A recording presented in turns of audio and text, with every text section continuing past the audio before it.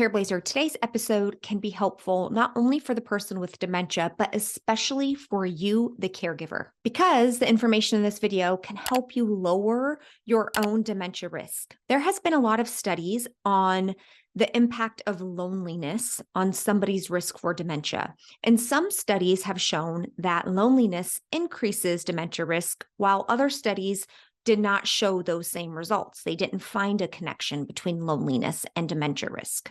So in 2021, a group of researchers in Japan decided to look at loneliness and dementia risk, but they broke up the different types of loneliness. So there are two major forms of loneliness. One is called social loneliness, and one is called emotional loneliness. Social loneliness is more about somebody's perception of their social network, like having a group of friends and having maybe a neighborhood or a community that they socialize with and connect with. Emotional loneliness is somebody's perception of having a more close, intimate, deep relationship with somebody, such as a best friend or a partner or a spouse. A group of researchers in 2021 looked at over 1,000 participants who were between the ages of 65 and 92, and they wanted to take a look specifically at those two different types of loneliness and whether or not those people, when they followed them over a 5-year period, eventually developed dementia. What they found was that people who experienced the emotional loneliness, meaning they felt like they didn't have a deep connection, an intimate connection with somebody like a best friend or a partner, those people were at a greater risk of developing dementia. But people who endorsed or felt like they had social loneliness, like maybe they lacked a big group or a big network of people, those people did not have a greater risk of developing dementia. In order to find out whether or not the people were having loneliness, if they felt lonely, they used a scale. It was a 6-question scale. I want to focus on the emotional loneliness question. So there were 3 for social loneliness and 3 for emotional loneliness. I'm going to ask you or share with you the 3 questions for emotional loneliness because I want you to answer them for yourself. Because people who endorsed at least one of these questions, those were the people who were at greater risk for developing dementia.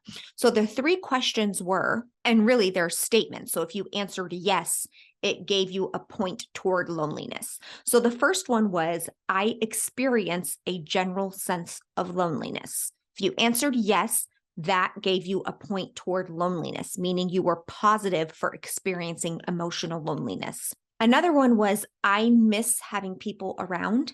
And then a third one was, often I feel rejected. So if you answered yes to one or more of those 3, then you would have been positive for emotional loneliness. How would you have answered those 3 questions? Would you have answered yes to any of them? Now, those who answered yes, who were positive on one or more of those 3 questions, they had a greater risk of developing dementia when they were followed for 5 years. So those who were positive on the emotional loneliness scale, meaning they answered yes to one or all 3 of those questions, they had over a 60% greater risk of developing dementia than people who did not answer yes to those questions. Now, again, this is a population of just over 1,000 Japanese individuals. So it's not everybody in the world. This is just this particular study, but it is really important to know because there has been a lot of research on loneliness in general and dementia. And so if we can find something that is increasing risk for dementia, we want to do whatever we can, take control however we can to lower our own dementia risk. Now, even more interesting is that when they looked at the people who were positive in emotional loneliness, they separated them into people who were living alone and people who are living with somebody else, like a spouse or a partner. And what they found was that the people who were living with somebody else, those people were at an even higher risk of developing dementia than the people who were living alone and had emotional loneliness. So of the people who had emotional loneliness, the people who are actually living with somebody and had emotional loneliness, that was the highest group who had the greater risk of developing dementia. That's pretty interesting. And the researchers here are assuming that this suggests that people who live alone, they have a greater expectation that they should have a deeper connection, that they should have more intimate relationship with the person they live with. And so when they don't feel that and they don't have that, it makes them feel even more rejected and feel even more isolated, hence increasing their dementia risk. Okay. Do not freak out. So why am I sharing this with you? I am guessing as a dementia caregiver, your social relationships and your connections with others is feeling like it has taken a hit or has declined since becoming a caregiver. After all, you are pretty busy and occupied with all the caregiving duties. Now, luckily, this research shows it's not about the number of social connections that you have. It's not about having a bunch of friends or having a bunch of activities.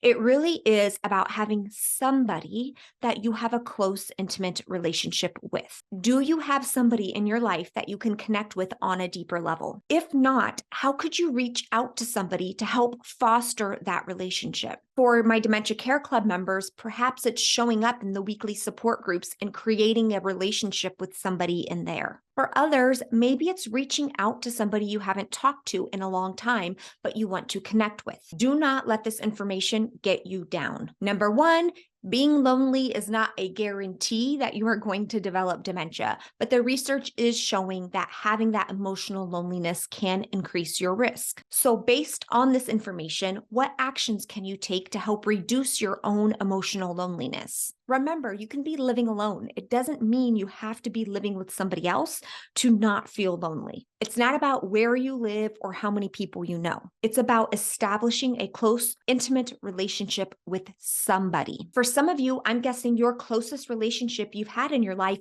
may very well be with the person who now has dementia. So you're not really feeling that closeness anymore because the dementia changes the relationship. It might be hard to connect with them on that level. Understandably, there's going to be some loss and grief associated with that. How can you reach out to somebody else and establish a close relationship? What ideas do you have? Now, this study didn't dive into the types of communication. It didn't say whether or not it had to be in person or whether it could be online. I would take my best educated guess and say that having a relationship, a close relationship, could very well be somebody in a different state, somebody you barely even see, so long as you have that emotional connection with them, that intimate sense of relationship with them. I think that would count. So don't let being confined to home, not really being able to get out, or not even being able to see the person, don't let that be a reason you don't make effort into establishing a deeper relationship with somebody, a deeper connection with somebody. And obviously, as you can tell with just the 3 sample questions or statements I gave in this video today that they used to measure loneliness, it really is just about your perception.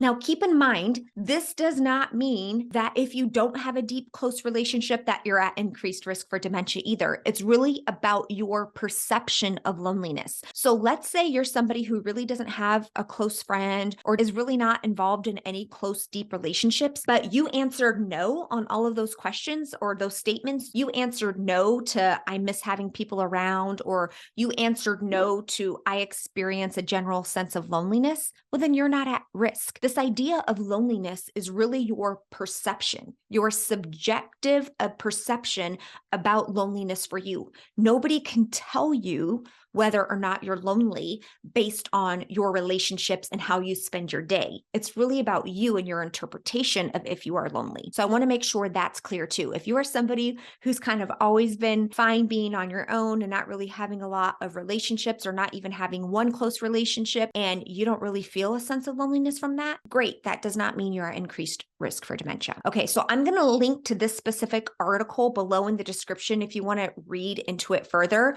Again, it was a study on just over 1,000 people. They all lived in Japan. They were between the ages of 65 and 92. And so we're just taking that information and extrapolating it out to the general population. It's good information to know because it's also showing you what can you take back control over? What actions can you take if you were somebody who would have answered yes to those 3 statements that I read earlier? All right, Careblazer, what are your thoughts about this? Are you committed? If you're somebody who maybe realizes you don't have a close relationship, but you also realize you would have been positive on the emotional loneliness scale, what are you committing yourself to do to reach out to somebody? Deep, intimate relationships, they can take time. So don't let one message or one phone call that somebody doesn't return, don't let that deter you. Stay at it. So many caregivers are lonely. There are people out there looking for connections. There are people out there looking for friendships. We tend to be social beings. I hope that you'll take this study, take this information, and use it as a way that shows you there are things that you can do and take actions toward to help reduce your risk. And not everything is totally outside of your control. All right, Careblazer, that's what I have for you this week. Sending you so much love. Bye. Also, Nico gets a belly rub for every person who subscribes from this video. So if you haven't already, click the red subscribe button. It's totally free. And Nico says, thank you very much.